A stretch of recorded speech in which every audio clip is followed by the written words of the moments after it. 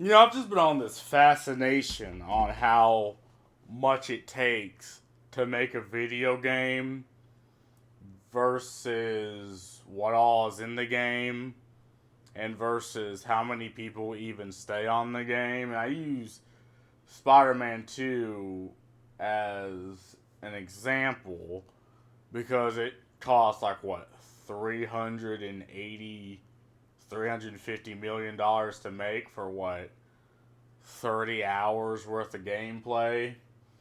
And again, Sweet Baby also consulted this game, so it has so in like the 30 hours you can milk from the game. There's a couple of hours of scenes that add legitimately nothing to the game. Like it just doesn't make any sense.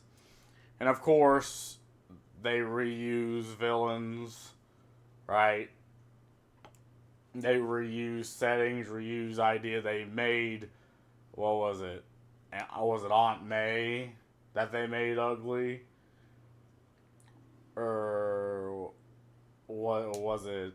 It's one of those, either Spider Man's girlfriend or Aunt May that they purposefully made ugly. Like, again, so a $350 million game made by an overbloated company that has parasites that change and skew the game. And again, what I've seen mechanically, the game's good.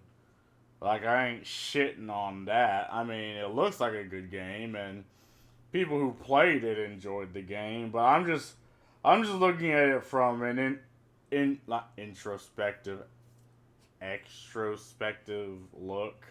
Is that even a word? Well, it is now. Because again, and it's also a game that demands $90 from you. I mean, this is a completely different currency. I think it's like in Portuguese, whatever the fuck that is. But it demands 90 USD from you, right, for the Super Mega Dookie Pack. It's yet another It's yet another cape shit. Now, to my knowledge, Spider Man's one of few IPs that people are just sort of clinging on to. And again, they're doing everything in their power to skew and contort it, but people are just hanging on to what it should be. And it's also the money maker, so it's not something that is heavily changed. Again, the point of Spider Man is like puberty. So it's like, you have great strength, and from it comes great responsibility. Like that's like the hallmark of Spider-Man. And I think this is a good message. That again, Spider-Man's a timeless classic that's sold throughout the world from America. Like I wouldn't be surprised if some third world nation in Africa hasn't like heard of Spider-Man, because again, it's world renowned, and for a while most Western entertainment was world renowned. But things like this has gotten popular, and once things get popular, you have the parasites rolling in.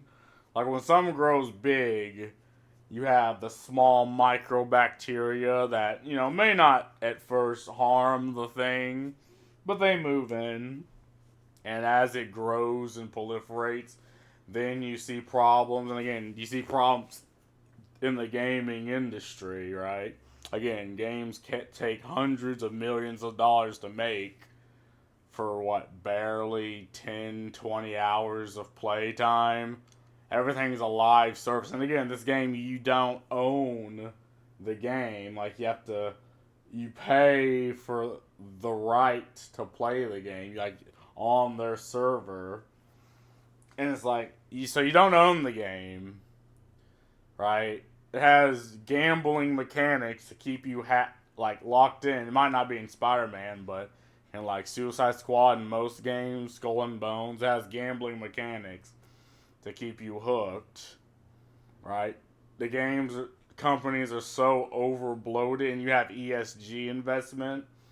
And what happened with that is almost every single entertainment company across the board came together in a board meeting and was like, yeah, we'll take the loss in sales just to get a low ESG score and get that sweet, sweet up to something trillions of dollars of funds and pretty much throw the market out. And again, I talk about the market, right? And again, the market is anywhere from just some random guy who works 9 to 5 to like the fan. But the fans are unique. Like, fans of an IP are unique because they're effectively walking advertisements. Like, they wear the merch, they buy the toys, they buy the biggest edition of the product, they have the sales.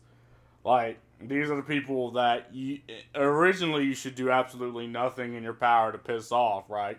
You know, they're the smelly nerds in your mom's basement, but unfortunately, those smelly nerds, right? They have money and they put food on your fucking table, just like the normie, but even more. And again, the initial idea was not to shit on these people, but the idea now is to be as antagonistic. Like, and I'm gonna make a video about this, but apparently Ubisoft actually calls the police on their paying fucking customers, and they brag about it. And they must have testicular cancer, right? Because the balls on that corporation. But going back to this, right? Games are take so long, cost so much, have so little, made by such bloated companies that have grown to a point of unsustainability, and now they're firing. And again, you just really, it's like half of me wants them to continue to fail, right? And it's sad because, again, these IPs made my childhood, right? So it's sad to say, but I genuinely do believe America needs to sort of take a step back on the entertainment. You know, you have Nikkei, like the Chinese money printing machine. You have that Stellar Blade game. You have games, again, like Power World, like games that people actually want to play. And again, like these games companies, they've created this market to where people are just turning away from Western entertainment. Well, entertainment as a whole, but Western games in particular, because they do everything in their power not to make their games for gamers. They make them for like ideologues and just so it exists to get a low ESG, and they suck up ESG money. And then again, you have like 50 guys in their basement making millions, and it's like under any circumstances, it would be idiotic in say 2006, 2007, where a single guy makes a product, or 50 dudes make a product that makes millions of dollars, but a multi-billion dollar corporation makes a product and gets like absolutely flops. And I'm not saying it's impossible, it should be impossible in the sense that Power World should be stopped. I'm saying it's impossible because it's just something that you wouldn't conceive. Like, you would think, oh, it's a multi-billion dollar company. They have all the resources in their hand to make the best possible product imaginable. They have all the money. They can have as much time as they want, as opposed to, you know, a couple guys in their basement. So it should be a better product. Well, unfortunately, that's just not the case nowadays, surprisingly, because they've shifted their focus away from the market, from the gamers, right? And I need to quit calling them consumers, right? I guess some of them are consumers, but again, most people wear their hobbies on their sleeves, right? I'm proud to be a gamer because, again, I grew up in the golden age of gaming, like most people in my generation. So I have a completely different view on games than what's supposed to be. Like, again, when my mom grew up, games were for children, right? The idea was to grow the fuck up. Why don't you like football? And again, nowadays everyone plays games.